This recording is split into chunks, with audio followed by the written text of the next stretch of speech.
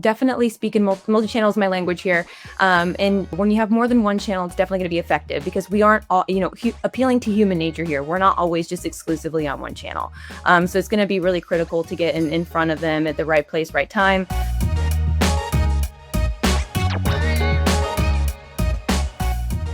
Welcome, everyone. Excited to be here with you today. This is going to be just kind of like a fireside chat conversation. Again, we're all marketers. We all have seen a lot of different stuff over the course of our careers. And we're excited to talk about the topic today, which is content syndication that doesn't suck when it's integrated right. So my point of view around this whole thing, before we get into introductions of these lovely people that are with me, is syndication still works, but only when it's part of the broader strategy. Too often, it's treated as a standalone lead gen channel. I'm sure everyone that's listening can agree with that. That's why the results feel like they suck. The truth is, when you integrate syndication with display, email, nurture, it can drive real revenue. And today, we're going to show you how to exactly do that. So we're going to go over introductions. I like to have people give a quick, fun little fact about them as well. So, Alicia, I'll kick it over to you first. Awesome. Yeah. Thanks for having me on. My name is Alicia Verville. I'm the team lead of Strategic Services Department here at Demand Science, and that sits within our labs realm. I started out, my experience spans from agency, in-house, particularly over the last 5 years, I've been within marketing consulting, hence the professional services here at Demand Science. A fun fact about me is I love to draw. So I, got lots of artworks in the back here, but, graphite, pencil, and portraits are really some of my most, preferred format of artworks. Excited to have you, Brian.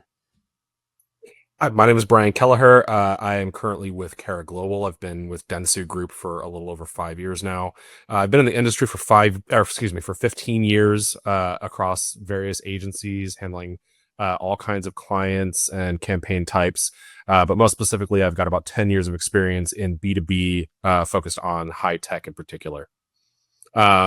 As far as fun things about me, I like to kind of keep my interests varied. I like to read a lot. I also like to do a lot of woodworking. So a lot of the furniture in my house, my wife and I built together ourselves. Like to do some snowboarding. I've got 2 kids now, so a lot of my time is consumed by them. And I'm also a big time gamer. That's amazing. I love snowboarding as well. I'm coming back from ACL surgery right now, so I probably will never snowboard again. Although who knows? Give me 5 years and maybe I'll change my mind. But excited to have you, Brian. Pete. So I'm Pete Lorenko. I'm the VP of Growth Marketing at Flexera. Just a little bit about Flexera. We help companies get visibility and control over all their technology that they're paying and using, so they can really start to spend smarter on their tech and then ultimately get the necessary value while mitigating risk potentially and not using licenses or misprovisioning things, stuff like that. I've had the chance to lead growth and marketing for that matter at both startups and large enterprises. And I've spent probably more marketing dollars than I care to admit on syndication programs, which we're going to chat about today. And I've learned a lot, some good, some not so good. So I'm looking forward to sharing that. Fun fact. I peaked really early in life. So I was a child model till about the age of 7 or 8. It's all gone downhill after that. So that's easily my fun fact. But can't draw. I like gaming. Can't snowboard. Pretty decent skier. But yeah, hope that was Excited to have you all with us. This is going to be a fantastic conversation. I think you all bring a ton to the conversation. But for everyone that's listening, let's level set. Where does syndication actually belong in the funnel and why? I think that's a good starting point for this conversation. And Alicia, I'll start with you. Just again, you've seen so much of it, and even in-house with Demand Science, like where does it belong? Yeah, I would say from my, perspective and consultant hat and opinion here, and with the customers that we work day in, day out, we see it be most effective really that early to mid funnel, particularly once your list has been cultivated and aligned already to your ICP.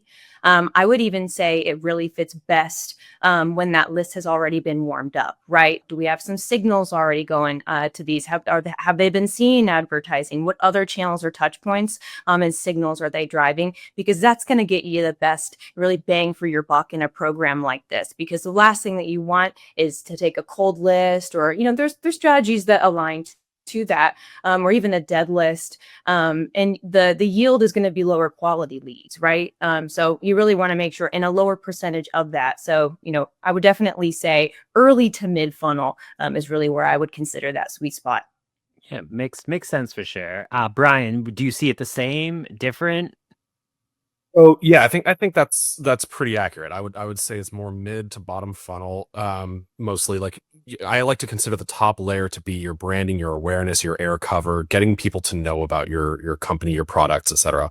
As they move into the mid funnel, they might be a little bit more primed, like Alicia said. They might be a little bit more ready to handle some deeper information. Then as you get closer to the bottom of the funnel, you really want them to be hitting that higher, more detailed pieces of content.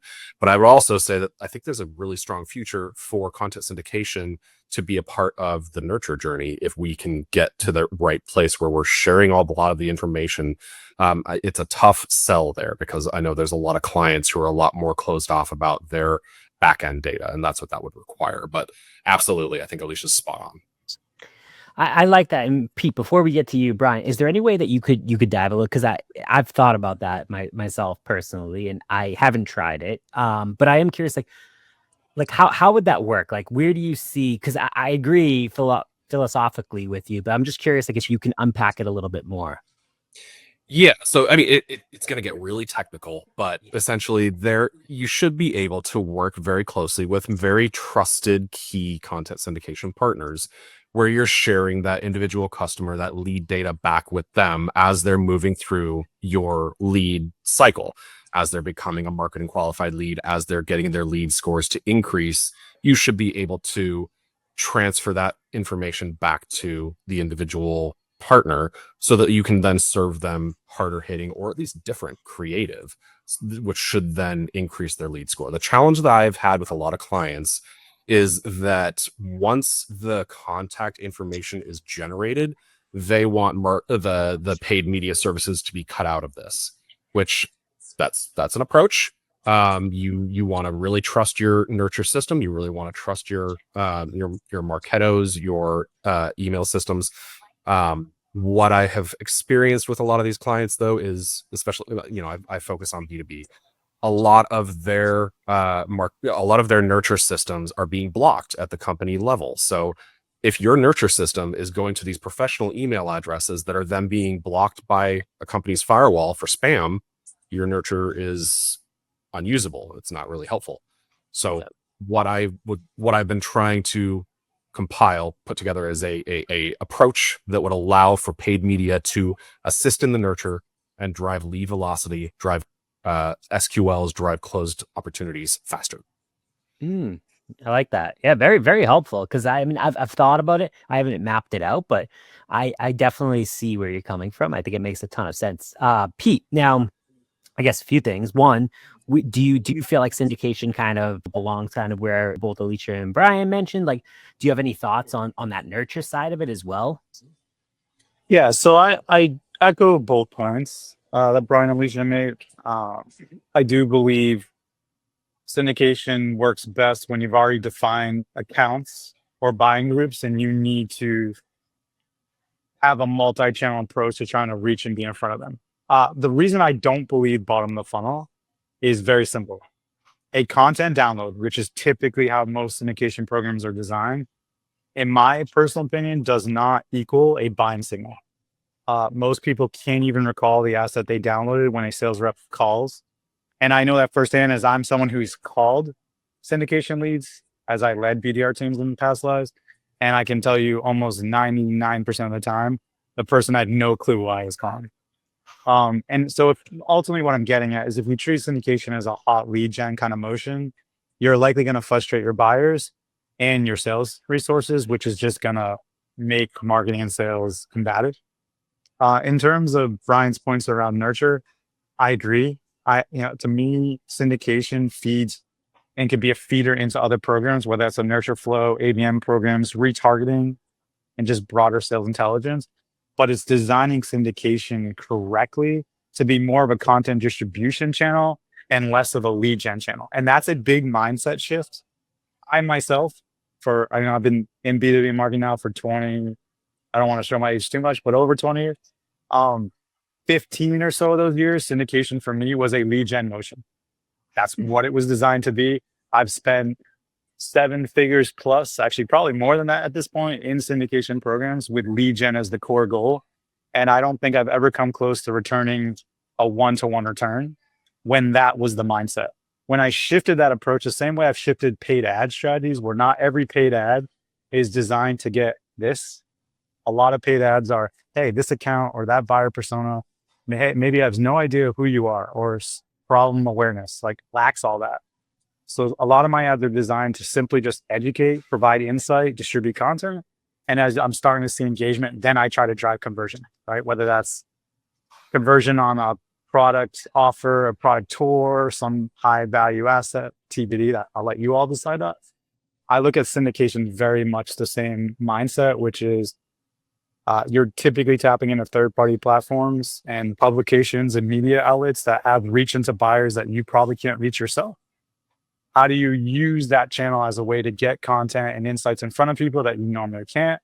And that becomes a feeder into other things. If you treat it, as I said earlier, I'm almost certain, and I'd be willing to bet you more often than not, with some exceptions, probably for big brands who can get away with some things more so than little brands, it will likely not return positive ROI.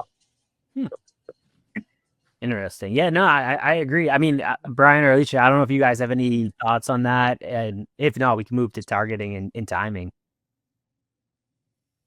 No, I think Pete covered it very well. I think it for it to be an effective piece and for you to look beyond it being just that contact gathering system that a lot of marketers see it as, it needs to be highly orchestrated. It needs to be, as Pete mentioned, a way to distribute additional content.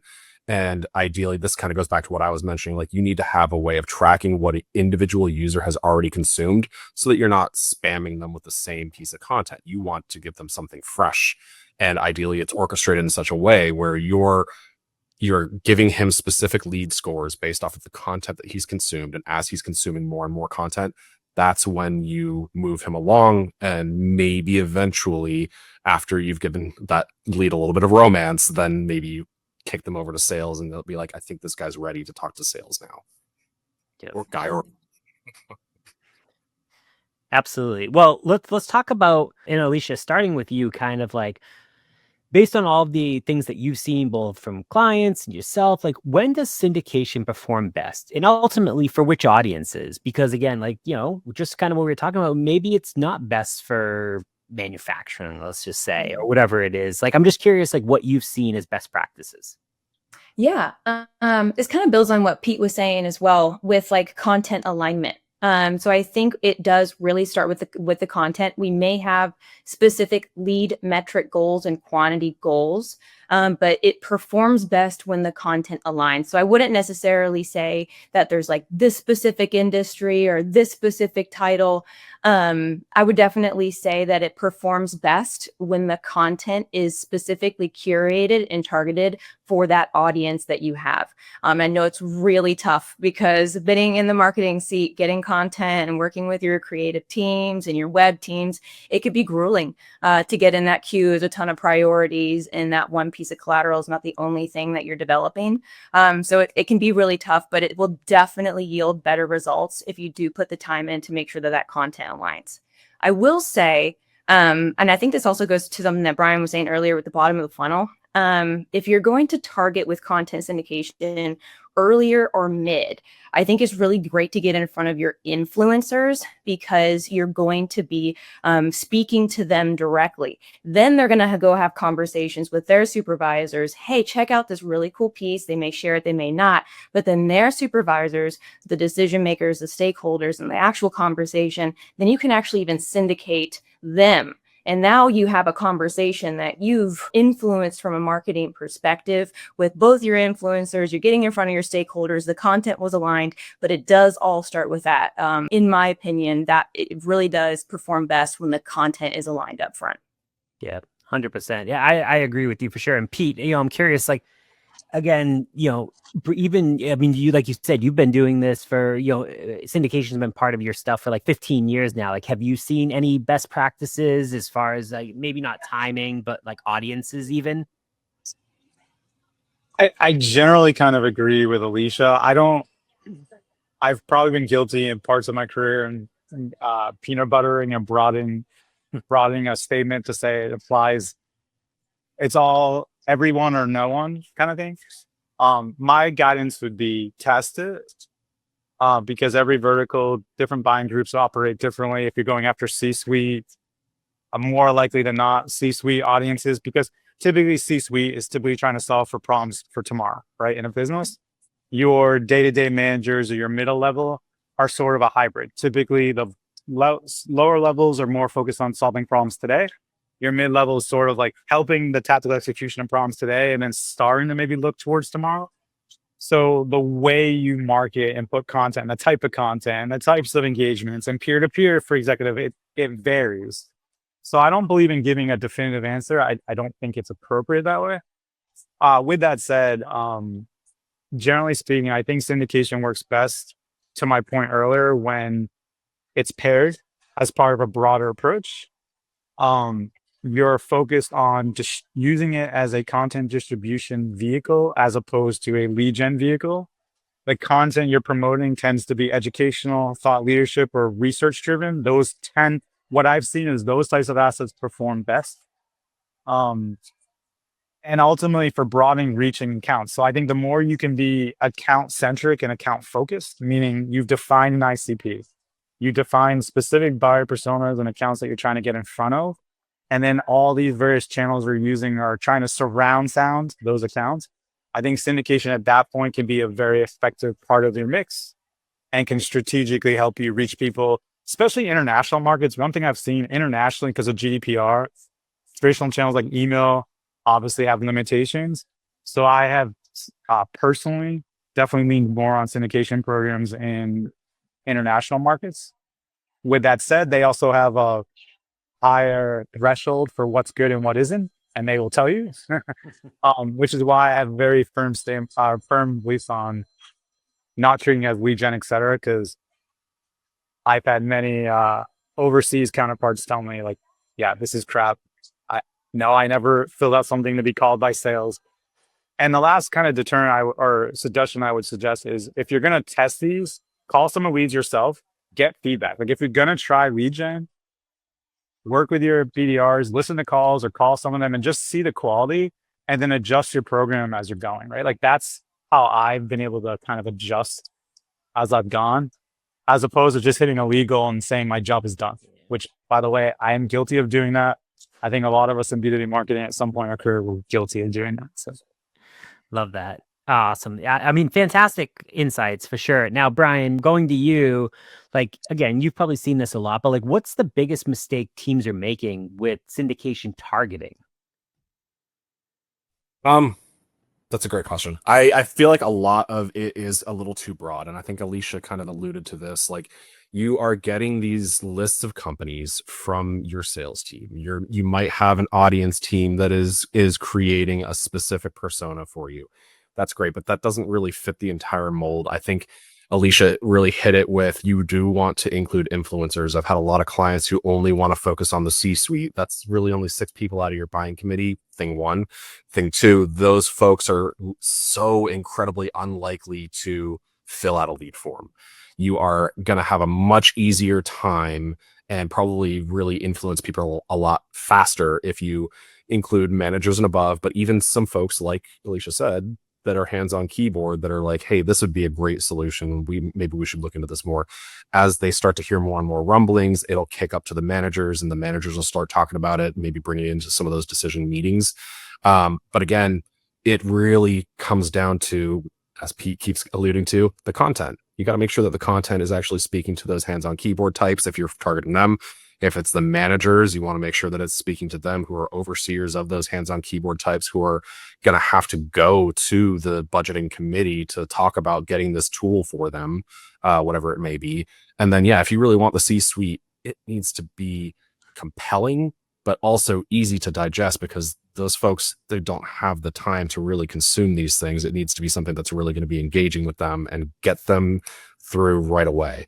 I think that's been the biggest, hardest thing. And I don't know that there's a great solution out there right now. We have a lot of third-party data partners that are great at figuring out intent and figuring out what kind of content these companies are consuming, but it doesn't really tell you necessarily what challenge these companies are trying to solve for. I think that's the biggest challenge. Like, you really want to give them content, to give them information for something that they're going to use, that they're trying to solve for their individual company. Yeah, 100%. Love that.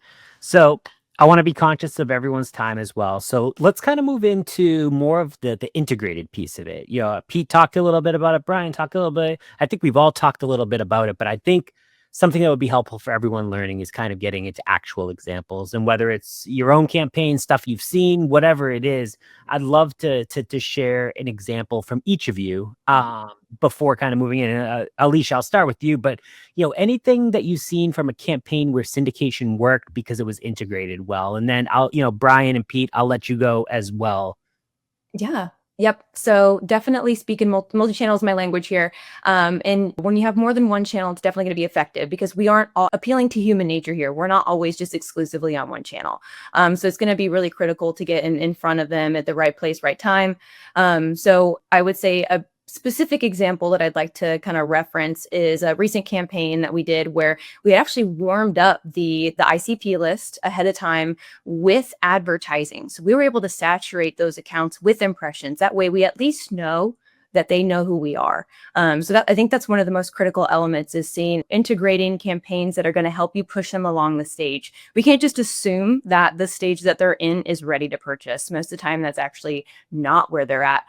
So we need to introduce ourselves in a way, get them to show other signals. So leveraging things like intent, leveraging things like site visits, and then we're automatically able to pull those ones that were primed for picking into a content syndication program. And also, to take that one step further, we can leverage those signals to put them into the appropriate content syndication campaign. So if they're visiting repeatedly product features on site, they're pretty deep. They're already getting into the nuance of our nitty-gritty of what we offer. So we could essentially put them right into a content syndication. Here's the guide. Here's this upcoming webinar. Go ahead and review. So I think that's one of getting those multiple channels, leveraging automation, because as marketers, we know we can't be manually doing everything. It's impossible to meet people at the exact moment they're ready. So if we can automate that, we have a much better chance of getting them to our sales teams. Yeah, love that. Great example. Brian, anything that you've seen that's been pretty cool around the integrated piece?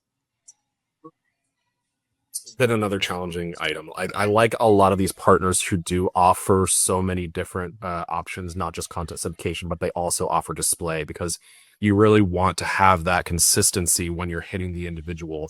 The more partners that you bring into an individual campaign, you're getting a lot of crossover, and you're going to get a lot of it's really hard to kind of control the creative, control the messaging, to make sure that you're hitting that individual audience. So I've found that the best success when using content syndication is not only to supplement it with outside programs, but ideally, if you can find a partner that can do it all and kind of keep it contained, you're in a better position to really keep track of that individual and make sure that they're being served correctly. Or, if you want to test, you always want to be testing and learning. So you can do a side by side with two individuals and kind of do an exclusionary. But that's where I've kind of seen is these lead waterfall programs that are included with display, that are included with email, where you are also integrating with an ABM platform, and you can serve digitally programmatically outside of, but you still using the same user ID. That's the key thing, is trying to use a very consistent user ID across the various channels that you're going to be targeting that's where I feel like the future needs to be, especially in this cookieless world that we're fast approaching. And they keep on saying it's here, and then Google inevitably delays it, but it is coming. So we need some of these partners that are creating these unique user IDs that are across devices that have nothing to do with actual cookies. And so those are the ones that I'm most interested in. But it's a challenge to really identify individual success stories, because so many clients are closed off about what what data comes back to us. A lot of these clients are last touch, and you don't really see a whole lot from, like, if you're doing a lead gen program. Programmatic and social are not going to perform as well as content syndication, but we as marketers who have been doing this for years know that those are channels that you do want to be supporting it. They are driving a lot of attention. Like Alicia mentioned, you want those channels to be really more focused on web traffic and high value engagements on your site, that they're consuming articles, consuming videos. Yeah, love all of that. Pete, anything that you want to share from your experience, whether good or bad? I think the example I'll share, and I kind of alluded to it, I think my last little blurb there is, um, if you are trying to expand into markets where you don't have an ability to reach those target accounts or target buyer personas through direct channels today, like email. So let's just say Brian's trying to go after customers in any part of EMEA for that matter. And with double opt-ins and whatnot, direct channels have limitations if you don't already have a pretty good database built and established. So in that case, a good example where I think syndication and how I've used it in a few lists now is, if I have a benchmark report, an annual kind of major thought leadership piece where we've done unique research and we put a lot of time and energy, and something that's not easily copyable by another brand or another vendor, I'm using syndication to distribute that report broadly to target buyers and ICP accounts. I'm then using display and LinkedIn ads to retarget those who are engaging with that content. I'm then using various emails or SDR reach at that point to follow up with the relatable content and case studies or proof points, as opposed to saying, hey, Brian, Alicia, let's get on a sales call and try to sell you. And then we're providing sales enablement to the reps that provides those conversation starters to help drive conversations based on the engagement that we're tracking and measuring. So that's sort of the example of how I've tried to use syndication as I've gotten, I like to believe, a little bit more sophisticated here over my years. I do have some gray hairs in the front. So that's how I've been trying to apply it now. I think new market entry is a really good example of where I think it can be effective. And hopefully I've given you some ways that you could take other channels and sort of supplement it. So if that helps. Yeah, all great examples. So I have one last section that I want to kind of do like a rapid fire, basically syndication wins and misses. So I'm going to ask each of you the same question. It will go Alicia, then Brian, then Pete. And so I'll ask the question, Alicia, kind of just first thoughts that come to your mind. Same for Brian, same for Pete. I guess Brian and Pete have a little bit of a step ahead because they'll hear what Alicia's saying, but it's okay. We'll make it work. So Alicia, first thing is one syndication tactic that doesn't work anymore. I mean, Pete alluded to it earlier, but being very broad. And I'll add an extra flavor since this is a rapid fire, but meeting them where they are and not where you want them to be, I think, is a really good no on that. Love that. Great advice. Brian. Adding on to Alicia's, because I think that's a great answer. Single touch that are not quality checked. That's just a recipe for disaster. You're going to get a low cost per lead, but the quality is going to be garbage. Yep, 100%. Pete. Treating syndication as a pure lead gen play and then expecting immediate SDR follow-up is going to result in significant conversions. Yep, that's a good one. So now let's flip it. So Pete, you go first now, then Brian, then Alicia. So the second question is, what's one underused tactic that's working right now, Pete? I think we've all talked about, it's leveraging it as part of a broader mix of channels. and then feeding them together. So it's sort of like I'm using syndication and I'm feeding it into display and LinkedIn ads for further engagement and further content distribution. So I'm big into that, and then using it to expand buying groups inside accounts that you're trying to get after. Yeah, love that. Brian. Yeah, looking at them as individual partners or even an individual tactic instead of looking at them as a demand engine. And this is kind of playing into what Pete just said. Lead waterfalls, having programs that are really touching the entire organization, but with segmented audiences, with segmented content pieces, not just kind of a plug and play. All right, here's 15 grand, get me some leads, ready to go. Love that one. That's a really good one. And Alicia. Yeah, I love that. I'd love to build on that because I think differentiated email flows to be really specific. Email is a relatively cheap channel. It can help fill gaps that we haven't got in that lead for other areas. To kind of Pete's point earlier, when we have SDRs reaching out, I mean, we could be missing things like a phone number. We could be missing things like critical attributes that we need to have that be qualified as a high quality lead. And those additional touch points, as we know, it takes around 13 to get that true conversion or a sales qualified lead. I can add to those touch points to get them primed for the picking for your sales team to pick them up. Fantastic advice by everyone. I mean, if I had to summarize a lot of this, I think making it integrated, not going as broad. I think making it more human, more people first. I've been a big champion of how do you make marketing and go to market in general more human, more people first? How do you get away from, sending an email just from marketing at so-and-so.com? Like, make it more human, make it more personal. I think people really enjoy that. And I loved the advice around the tactics that are working and not working. Outside of that, I want to thank all of you for taking the time to spend with us here. For those that are listening, you could be spending your time anywhere and you're spending it listening to this and us ramble and us have a great conversation, because we could probably talk for hours about this, but we want to be conscientious of your time as well. And if you do want to connect with Alicia, with Brian, with Pete, find them on LinkedIn. They don't bite. They're very friendly people. They've been very welcoming to me to put this whole thing together. So thank you. And if you want to learn more about building integrated demand plays, check out Demand Science or connect with the team. They're more than happy to talk with you and just help educate you. And hopefully you walk away with something at the end of the day. But we'll catch you at the next webinar. We'll be doing these every single month now. So until next time, have a great rest of your day, everyone.